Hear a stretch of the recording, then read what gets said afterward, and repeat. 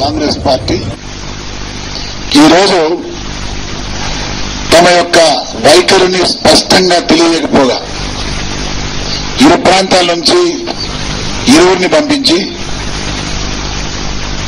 వేరు వేరు అభిప్రాయాలు చెప్పినటువంటి పార్టీ, ఆ పార్టీకి చెందినటువంటి తెలంగాణ కాంగ్రెస్ పార్టీ ఎంపీలు వాళ్ళు మాట్లాడిన మాటలు చూస్తా ఉంటే ప్రజలు నవ్విపోతా ఉన్నారు.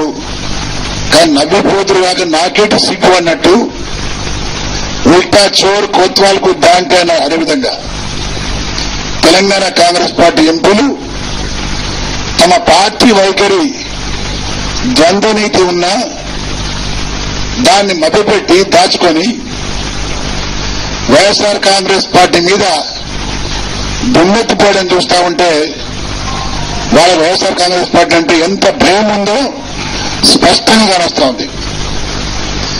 ఇది మూడవసారి అఖిలపక్షం పిలిచిన మూడవసారి కూడా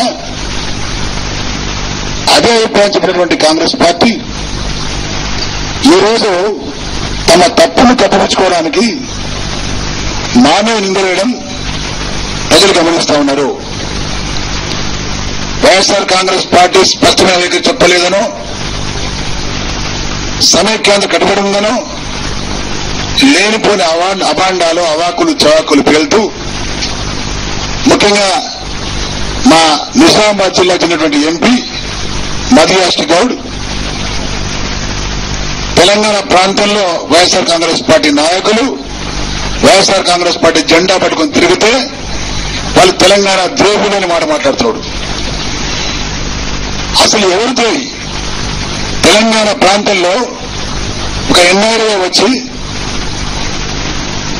నిజామాబాద్ జిల్లాలో 2 సార్లు ఎంపీగా గెలిచి నువ్వు ద్రోహం చేసింది నిజామాబాద్ జిల్లా ప్రజల్ని కాదని అంటున్నాను. నిజామాబాద్ జిల్లా ప్రజలను ఎలాంటి అభివృద్ధి కార్యక్రమం చేయకుండా 2 సార్లు ద్రోహం చేసి అదేవిధంగా ద్రోహం చేసే కాంగ్రెస్ పార్టీలో కొనసాగుతూ ఆ పార్టీకి ఊరికం చేస్తున్నాడు. నువ్వు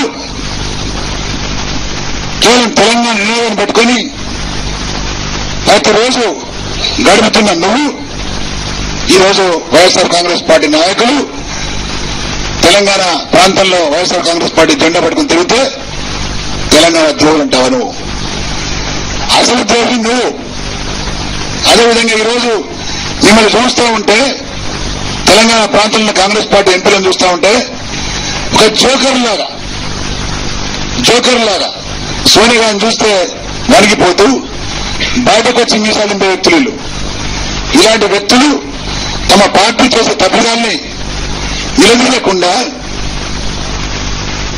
బయటకు వచ్చి స్పష్టంగా ఉన్న మమ్మల్ని మేము ఎప్పుడైతే పార్టీ స్థాపించిన తర్వాత ప్లీనరీ సమావేశం పెట్టామో మా నాయకుడు జగన్మోహన్ రెడ్డి గారు